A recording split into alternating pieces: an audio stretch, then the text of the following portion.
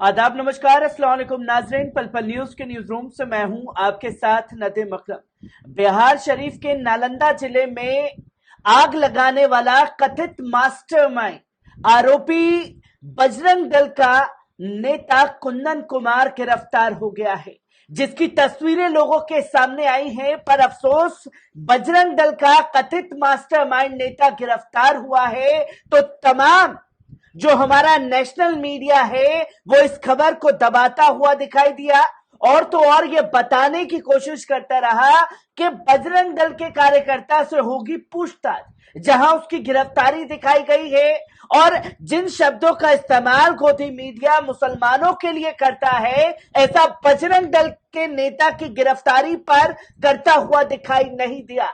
ये स्क्रीन पर तस्वीर देख रहे हैं, ये तस्वीर है कथित मास्टरमाइंड कुंदन कुमार की, जिसने बिहार शरीफ के नालंदा जिले में आग लगवाई, जहां जुलूस को भड़काया और जुलूस ने मस्जिद के सामने किस तरीके से तांडव मचाए, क्योंकि इसी की देखरेख में यह रामनवमी का जुलूस निकाला जा रहा था। और अब इसकी गिरफ्तारी हो चुकी है और गिरफ्तारी का वीडियो भी सामने आया है। पहले इस वीडियो पर नजर डाल लीजिए।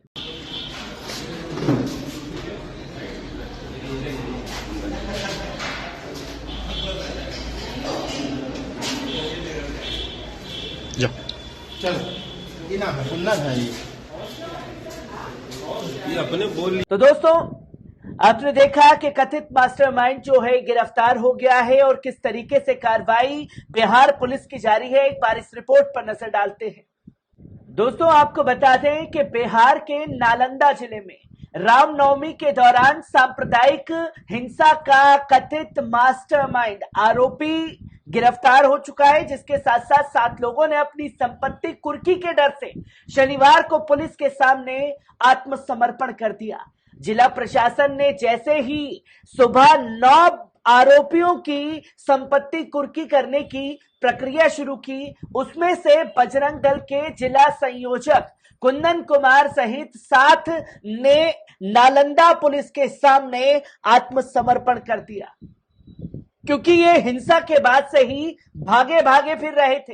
हालांकि उसने ये दावा किया कि वे रामनवमी के दिन बिहार शरीफ में मौजूद ही नहीं था, जहां उसके बैनर लगे हुए थे, और वो अब इस बात से इनकार करता हुआ दिखाई दिया। आत्मसमर्पण करने वाले अन्य आरोपियों की पहचान कृष्ण कुमार के रूप में हुई है, मनीष वर्मा और सोनू वर्मा के रूप में की गई है। इसके साथ ही जिला प्रशासन ने सरेंडर करने वाले आरोपियों की संपत्ति कुर्की की प्रक्रिया को रोक लगा दी है। हालांकि 2 आरोपी पप्पू और मुन्ना अब भी फरार बताए जा रहे हैं, लिहाजा जिला प्रशासन ने उनकी संपत्ति कुर्की की प्रक्रिया शुरू कर दी है। इस संबंध में नालंदा जिले के एसपी अशोक मिश्रा ने बताया कि हमने रामनवमी के दौरान सांप्रदायिक हिंसा में नालंदा जिला अदालत में अलग अलग आवेदन दायर किए थे।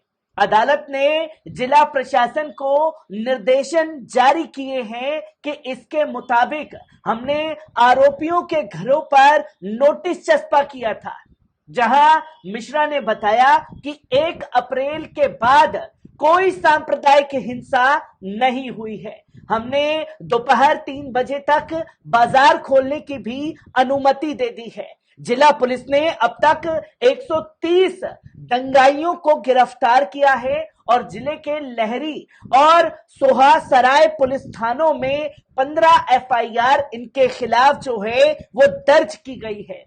इस बीच रामनवमी पर सांप्रदायिक हिंसा की चपेट में आए बिहार शरीफ और सासाराम में स्थिति में सुधार हो रहा है। हिंसा के 9वें दिन बाद जिला प्रशासन ने रोहतास जिले और बिहार शरीफ में इंटरनेट सेवाएं जो हैं वो बहाल कर दी हैं। गौरतलब है कि प्रशासन स्कूल और कॉलेज खोलने की अनुमति पहले ही दे चुका है, जिसकी तस्वीरें जो हैं वो लोगों के सामने आ रही हैं। पर जो आग लगाई गई खासतौर पर हिंदूवादी संगठनों द्वारा, अब उसी आग में ये फंसते हुए दिखाई दे रही हैं, क्योंकि जिस तरीके से कार्रवाई मुसलमानों के ऊपर, खासतौर पर उत्तर प्रदेश की योगी सरकार करती हुई दिखाई दे रही थी, जहां मुसलमानों के घरों पर बुलडोजर चलाने की प्रक्रिया शुरू की जा रही थी, तब यही हिंदूवादी संगठन के लोग उत्साहित होकर के तालियां बजाते थे। और अब जब बिहार शरीफ ने इन्हीं के ऊपर यह फॉर्मूला लागू किया है, तो अभिव्यक्ति की आजादी का खतरा बताते हुए दिखाई दिए, क्योंकि बिहार शरीफ ने जिस तरीके से मनीष कश्यप को सबक सिखाया, उसके सामानों की कुर्की की गई और तमाम तरीके से तस्वीरें उसकी सामने आई, तो वही उसके ऊपर तमिलनाडु पुलिस द्वारा एनएसए लगा दिया गया। और जब उसके खिलाफ एनएसए लगाया गया तो तमाम हमारे गोदी मीडिया के बड़े बड़े एंकर इस पर दुख जताते हुए दिखाई दिए। पर सवाल यह खड़ा होता है कि बरसों से मुसलमानों को जेल की सलाखों के पीछे सड़ा करके उनके ऊपर एनएसए लगाया जाता है, तब यह गोदी मीडिया की जुबान नहीं खुलती। और जो कथित मास्टरमाइंड बिहार शरीफ का मुख्य आरोपी गिरफ्तार हुआ है, बजरंग दल का नेता है, तो गोदी मीडिया ने इस खबर को भी पूरी तरीके से छुपाने का काम किया है, जिसके बाद तमाम लोगों की कई प्रतिक्रिया जो है इसको लेकर के सामने आई है, जिसमें एक खालिद लिखते हैं कि बिहार नालंदा शरीफ में हिंसा भड़काने का मुख्य साजिशकर्ता कुंदन कुमार ने साथियों संग पुलिस के सामने सरेंडर कर दिया है, जो कि कोर्ट के आदेश पर 11 आरोपियों के घर कुर्की करने पहुंची थी। पुलिस तभी कुंदन के 6 अन्य आरोपियों के साथ सरेंडर करने वहां पहुंच गया। और इसी के साथ साथ एक शकीलुर रहमान लिखते हैं, ये कुंदन बिहार शरीफ बजरंग दल का संयोजक है, बिहार शरीफ दंगा कराने में शामिल था, अच्छा शहरी नहीं बनकर कट्टू अपराधी हो गया। बजरंग दल का काम करने का नतीजा यही है, जो लोगों को सबक सीखने की जरूरत है। इस पर एक आलोक लिखते हैं, बिहार शरीफ पुलिस ने सेनानी कुंदन को गिरफ्तार किया है, उसे एक सेनानी बताते हुए हिंदूवादी संगठन से जुड़े हुए लोग नजर आ रहे हैं, जैसे उसने बहुत बड़ी उपलब्धि जो है हासिल की हो, जिस पर बिहार शरीफ में श्री रामनवमी पर पथराव हुआ।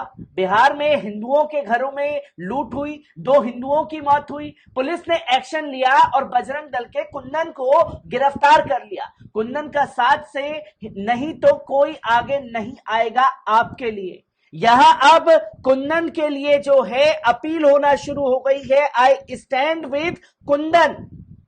अब यहां जो ये शख्स आलोक ये दावे कर रहा है कि 2 हिंदुओं की मौत हुई है, 3 लोगों की मौत हुई, पर एक मुस्लिम की भी मौत हुई, इसका जिक्र ये लोग करना नहीं चाहते। मस्जिद मदरसों को आग के हवाले किया गया, इसका जिक्र ये लोग करना नहीं चाहते। इसी के साथ साथ एक मोहम्मद फजीउद्दीन लिखते हैं कि मुख्य साजिशकर्ता गिरफ्तार हुआ है। पुलिस की माने तो बिहार शरीफ में भड़की हिंसा का ये मुख्य आरोपी है और इसके कनेक्शन जो हैं वो लगातार भारतीय जनता पार्टी के नेताओं के साथ सामने आ रहे हैं, जहां इसके खिलाफ लोगों ने खुल करके मोर्चा खोलना शुरू कर दिया है। जहां कुर्की की कार्रवाई शुरू होते ही 7 आरोपियों ने सरेंडर कर दिया है, जिसको लेकर के तमाम सवाल खड़े हो रहे हैं और लोग ये लिख रहे हैं कि आखिरकार इस शख्स का हाल देखिए, अब कोई राजनेता इसे बचाने के लिए नहीं आएगा, ये अलग थलग खड़ा हुआ है और तमाम दंगाइयों को जो मस्जिद के आगे तांडव करते हैं उन्हें इससे सबक लेने की जरूरत है। मैं इसी तरीके की खबरों से आपको रूबरू कराता रहूंगा। दीजिए इजाजत, शुक्रिया।